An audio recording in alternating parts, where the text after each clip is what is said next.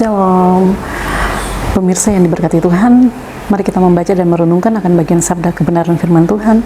Pembacaan firman Tuhan terambil dari Injil Lukas pasal 22 ayat 39 dan ayatnya yang ke-40. Sebelum kita membaca bagian sabda kebenaran firman Tuhan, mari kita berdoa meminta tuntunan Roh Kudus. Kita berdoa. Kami sangat haus dan lapar akan firman-Mu, sehingga kami tetap setia ada pada channel Klavo Sukacita untuk mau membaca dan merenungkan akan firman-Mu dalam membangunkan akan iman kami, mengarahkan kami memandang Engkau dan percaya dengan sungguh sebagai penyelamat hidup kami. Maka mari Tuhan berfirman-Lah kepada kami, karena kami telah siap untuk mau menyambut firman-Mu. Amin.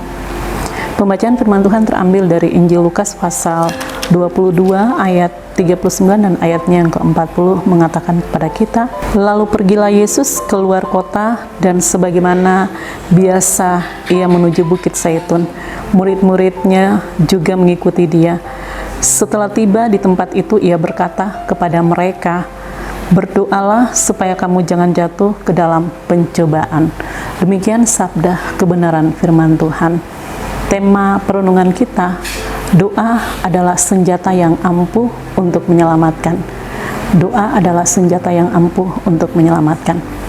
Menjadi pertanyaan untuk saya dan pemirsa sekalian, sudahkah kita menjadi anak-anak Tuhan yang tekun dan setia berdoa?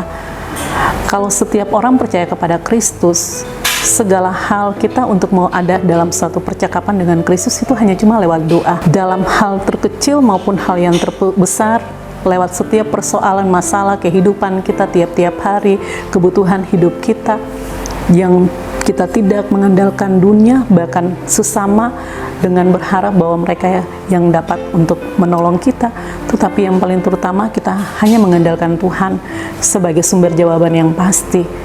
Berarti kita datang kepada Dia dan berdoa, berserah kepada Dia. Kita melihat kehidupan Yesus Kristus, Putra Allah yang tunggal. Sebelum Ia masuk di dalam perjalanan penderitaan, Ia tahu persis bahwa waktunya dan saatnya sudah tiba.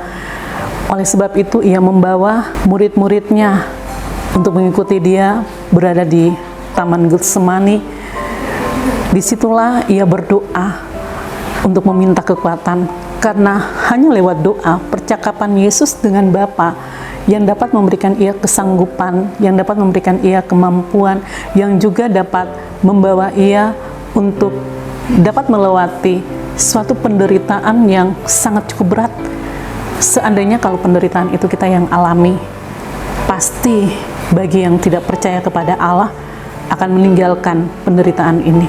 Tetapi Allah sendiri mau menyatakan bahwa Allah yang akan menggenapi janjinya untuk menyelamatkan akan umat-umatnya, membawa umat-umatnya kembali kepadanya lewat putranya Yesus Kristus. Dengan Ia rela berkorban untuk menebus dosa saya dan pemirsa sekalian. Pemirsa yang diberkati Tuhan, doa itu adalah nafas kehidupan. Kalau kita tidak melatih diri kita untuk berdoa, berarti kita rasa ada sesak, ada yang tidak puas di dalam kehidupan kita. Bahkan perjalanan hidup ini tanpa campur tangan Tuhan tidak berarti. Semuanya akan sia-sia karena kita berjalan dengan kekuatan, kemampuan, kegagahan kita semata. Tetapi kalau kita percaya kepada Kristus sebagai sumber jawaban yang pasti, yang selalu kita andalkan Dia dalam semua berbagai macam hal, pasti kita akan merasakan mujizat, kuasa dan urapan Tuhan itu nyata mengalir dalam kehidupan saya dan pemirsa sekalian. Maka kita tidak akan menjadi umat-umat yang hanya berjalan dan asal berjalan saja, tetapi kita akan berjalan dengan memuji dan mengagungkan akan kebesaran nama Tuhan, karena Dia selalu menyertai perjalanan kehidupan saya dan pemirsa.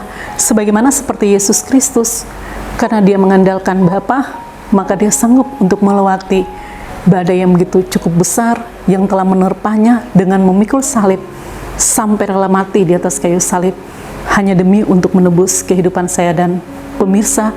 Di balik penderitaannya ada kemenangan, ada sukacita, karena Allah Bapa yang telah menggenapi dan menunjukkan kemahakuasaan kepada dunia bahwa Dia punya kuasa dan Dia dapat menghardik dan Dia dapat menghancurkan akan setiap kuasa-kuasa kegelapan. Atas doa Yesus yang awalnya sebelum ia ada dalam penderitaan. Doa itu adalah merupakan suatu senjata yang sangat efektif yang dapat menghancurkan, meruntuhkan setiap pekerjaan tipu muslihat iblis. Hanya doa kita dapat diselamatkan. Tuhan yang mempunyai firman memberkati kita. Amin. Mari kita berdoa. Bapa, terima kasih Tuhan Yesus Kristus dan Roh Kudus, Kau begitu baik dan ajaib dalam kehidupan kami dan tidak pernah meninggalkan kami. Tuhan, terima kasih betapa baiknya Engkau sehingga kami telah dikuatkan dan diarahkan untuk datang dan berdoa, meminta kepada Engkau karena Engkau mengajarkan kepada kami, mintalah maka kamu akan diberikan. Biarlah kami tetap meminta dan meminta di hadapan Engkau, di mana kami akan mau merasakan janji dan berkat, urapan dan kuasa yang akan Tuhan berikan lewat doa yang kami hanya datang kepada Engkau dan bersandar. Terima kasih Bapa, ini doa kami. Amin. Shalom, Tuhan memberkati.